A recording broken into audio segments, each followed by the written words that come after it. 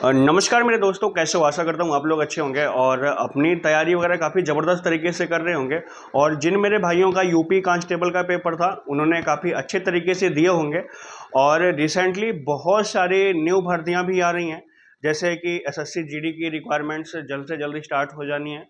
और उसके बाद यूपी पुलिस की ये भर्ती जो चल रही है, वो कंप्लीट होने से पहले आपको 40,000 प्लस भर्तियां और देखने की मिल सकती हैं कांस्टेबल की, साथ साथ एसआई और पीएससी बल्स के और आपके जेल वार्डर वगैरह के भी देखने को मिलेंगे। तो भर्तियों की भरमार है, बस ज़रूरत है कि हमें सही टाइम पे सही मौका देके अपने आप को भर्ती में शामिल होने के लिए और साथ साथ उस काबिल बनाने के लिए कि हम अपने आप को उस भर्ती के योग्य बना के उसमें ज्वाइन हो सकें। तो उसके लिए दोस्तों हमें अभी से पढ़ना स्टार्ट करना होगा।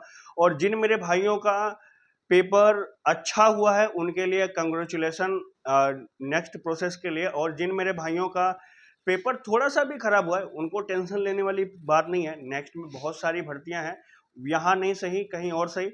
तो आप लोगों के लिए जगह पूरी तरीके से खुली हुई है और भर्तियां कंटिन्यूअस आने वाले हैं, क्योंकि आप जानते हो कि अभी इलेक्शन आने वाले हैं 1-2 साल में, तो भर्तियां जम के आएंगी और उसका आपको फ़ायदा उठाना है। और उसके लिए हम आपको सभी सब्जेक्ट के क्लास कराएंगे। और अभी कुछ क्वेश्चंस हैं उसको मैथ के आपको हल कराते हैं। और अगर आपको कंप्लीट वीडियो या कंप्लीट सिलेबस को कंप्लीट करना है तो आप हमारे यूट्यूब चैनल पर जुड़ सकते हो। वहाँ पे आपको डेली बेसिस पे फुल लॉजिकली साथ साथ आपको कॉन्सेप्चुअल वीडियो मिलने वाली है, जिससे कि आप प्रॉपर तरीके से इस तरीके से आप सीख पाएंगे मेथड्स को या किसी थ्योरी को के कंटेंट्स को, कि आपको भूलने वाली बात ही नहीं रह जाएगी। तो अभी जो क्वेश्चन है उसको हल करते हैं दोस्तों। पहला सवाल है, ए जो है बी को 10% वार्षिक ब्याज की दर से 30,000 रुपये देता है और 5 वर्षों के बाद बी बकाया राशि को निपटाने के लिए 40,000 रुपये देता है और साथ साथ एक घड़ी देता है। तो अब घड़ी का मूल्य हमें ज्ञात करना है। तो ये है, ए ने बी को 30,000 रुपये दिया और बी ने 5 साल के बाद यानी 5 वर्ष बाद 40,000 रुपये लौटाए। और ये जो दिया था ए ने, वो 10% वार्षिक ब्याज की दर पे दिया था। अब ये 5 साल में है तो ये 10% है। आप इतना आपको वहां पे वेल प्रिपेयर्ड रहना पड़ेगा कि अगर 5 साल के लिए है और 10% है, 50% ये रुपए हो जाएंगे आपके ब्याज के, यानी कि 30,000 आपका मूलधन है, इसका 50% आपका 15,000 हो जाएगा, यानी कि 45,000 ये आपके हो जाने। और उन्होंने कितना दिया था? वह नगद पैसे 40,000 और प्लस घड़ी दिया था, यानी कि इसमें से अगर 40,000 आप माइनस कर दोगे तो आपकी जो घड़ी का दाम है वो 5,000 आने वाला है। यही आपका दोस्तों इसका करेक्ट आंसर है। और इसी तरीके से अगर आप एक कॉन्सेप्ट वगैरह को बेहतर तरीके से जानते हो और परसेंटेज हुआ और नंबर सिस्टम वगैरह हुआ, अगर आपने अच्छे से पढ़ रखा है तो आप ऐसे सवालों को हवा में उड़ाओगे, मुश्किल से आपको 15 से 20 सेकंड या 30 सेकंड के अंदर आप इसको हल कर लोगे। तो ये सबसे इम्पोर्टेंट है कि हमें सारे मेथड्स आने चाहिए, जिससे कि हम जो भी चीज़ें हैं वो प्रॉपर तरीके से हल कर पाएँ। और चलते हैं अगले सवाल पे दोस्तों। हमारा अगला सवाल है कि कुछ मजदूर किसी काम को 150 दिनों में करते हैं। मानो एक्स मजदूर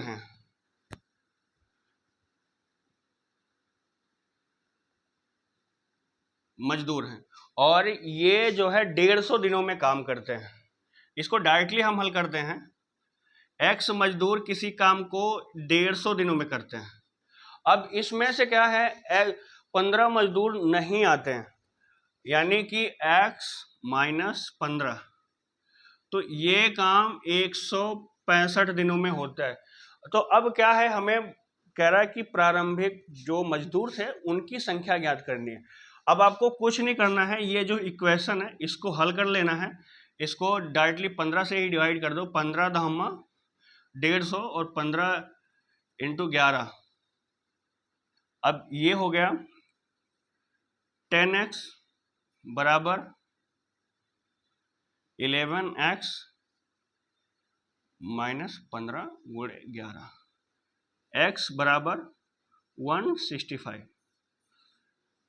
तो दोस्तों इस तरीके से यूपी पुलिस कांस्टेबल में आए थे पेपर, और ये वहाँ के सबसे अच्छे खासे क्वेश्चन है।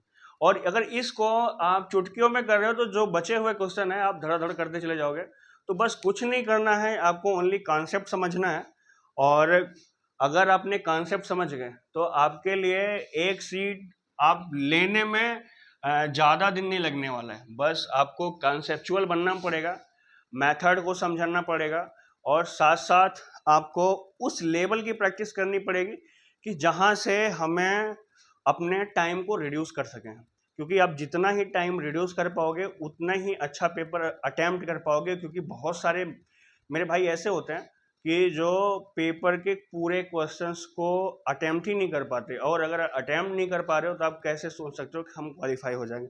तो सबसे बड़ी बात है कि अपने आप को कॉन्सेप्चुअल होना पड़ेगा, साथ साथ अपने आप को उस लेवल की प्रैक्टिस करनी पड़ेगी जहाँ से हमें अपने जो क्वेश्चंस के एग्जीक्यूशन का टाइम है वो रिड्यूस करके उस लेवल पे ला लें जहाँ से हमें अच्छे अच्छे क्वेश्चन को चुटकियों में हल कर सकें। दोस्तों नेक्स्ट सवाल है कि 10% की छूट देने के बाद 8% का लाभ प्राप्त हो, क्रय मूल्य के अंकित मूल्य में कितने प्रतिशत की वृद्धि होनी चाहिए। पहले सवाल समझिए कि अगर 10% छूट देने के बाद हमें 8% का लाभ मिले, उसके लिए हमें क्रय मूल्य में कितने परसेंट की वृद्धि करनी पड़ेगी। मान लो आपका क्रय मूल्य है 100 रुपये, अब कह रहा है कि हमें 10% छूट देनी है और हमें 8% का फायदा भी चाहिए, यानी लाभ चाहिए। और हमें अब ये क्रय मूल्य पे कितना रुपए हम लगाएं कि हमारा जो है ये रिक्वायरमेंट्स फुलफिल हो पाए। तो उसके लिए ये हमारा क्रय मूल्य हो गया इनटू, अब क्या है हमें 10% की छूट देनी है, यानी 90/100 लिख सकते हैं। इसको काट दिया हमने, 9/10 हो गया। अब क्या है कि हमें क्रय मूल्य से हमें जो मेन है कि हमें कितनी वृद्धि करनी है उसके लिए ले जाना है। तो इसको हम पलट देंगे, इसको हम 10/9 लिख देंगे, यानी कि 10/9 इंटू, अब क्या है 8% की लाभ भी चाहिए। तो इस केस में हमने यहाँ पे माइनस किया था, अब यहाँ पे लिख सकते हो 108/100, इसको लिख सकते हो आप 54/50। अब इसको भी काट दो, 27/25 लिख सकते हो। यही चीज यहाँ पे 27/25 आपने लिख दिया, इसको काट दो, 9 तारीख 27, 55/25 और इसको काट दो 20, यानी अब आ गया 20 × 2 × 3 कि जो आपका क्रय मूल्य है वो 120 रखना पड़ेगा। अब सिंपली चीज है कि आप इससे समझ सकते हो कि हमने पहले 100 रुपये रखा था, अब ये जाके 120 हो जा रहा है, यानी कि हमें जो क्रय मूल्य में वृद्धि करनी पड़ेगी वो 20% की वृद्धि करनी पड़ेगी। बस इतना ही क्वेश्चन था, और ये अगर आपको आता है तो इजीली तरीके से कर पाओगे। इसी तरीके से जितने भी क्वेश्चन हैं आप अगर चाहोगे तो मिनटों में सारे क्वेश्चंस को हल कर लोगे। और अभी नेक्स्ट सवाल एक और हल कराएंगे, तो इसी तरीके से आपको हल करना है।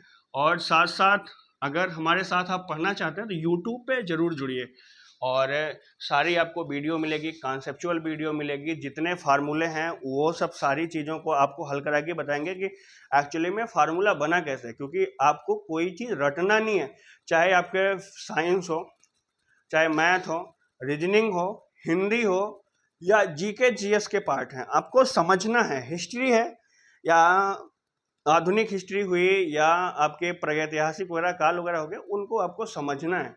आप जितना समझोगे उतना ही आप कॉन्सेप्चुअल हो पाओगे, और जितना ही कॉन्सेप्चुअल रहोगे उतना ही आपको बेहतर रिजल्ट मिलने वाला है कंपटीशन में। दोस्तों नेक्स्ट सवाल है, ए और बी स्टील के दो भारी छड़ हैं। ए और बी स्टील के दो भारी छड़ हैं और बी को ए के शीर्ष पर रखा जाता है जो वजन का 60% बढ़ जाता है। यानी कि ये आप मान लो, सॉरी, ये आपके दो छड़ हो गए। अब इसमें ये है कि ये मान लो ए हो गया, ये बी हो गया। अब क्या कह रहे हैं कि ए बी वाले पे ए को रखा जाता है, यानी कि यहां पे रख दे रहे हैं तो इसका 60% बढ़ जाता है। यानी कि बी हमारा मान लो 100% है, 100 है, और ये आपका 60 है। अब इतना मतलब 60% बढ़ गया, तो यानी 160 हो गया। अब कह रहा है कि जो ए वाली छड़ है वो हम फिर से हटा देते हैं, तो हमारे जो टोटल वैल्यू आ रही है उसमें कितना कम हो रहा है, कितने परसेंट की कमी आ रही है। तो आप जान लो कि टोटल हमारा कितना हो गया, 160। कितना हमारा बढ़ा था, 60 इंटू 100। टुच्चे भर का सवाल है, बस इतना ही करना है आपको। इससे इसको काट दिया, इससे इसको काट दिया, 30/8 इंटू 10, यानी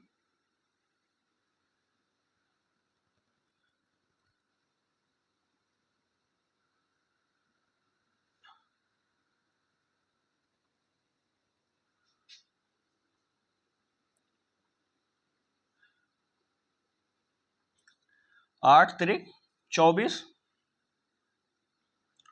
और 6, 8 सते 56.4 इंटू 8 चौक 32, 8 पंचे 40, यानी आपके 37.7। इसी तरीके से आप क्वेश्चंस को हल कर सकते हो और इजीली तरीके से, कुछ भी नहीं होने वाला है।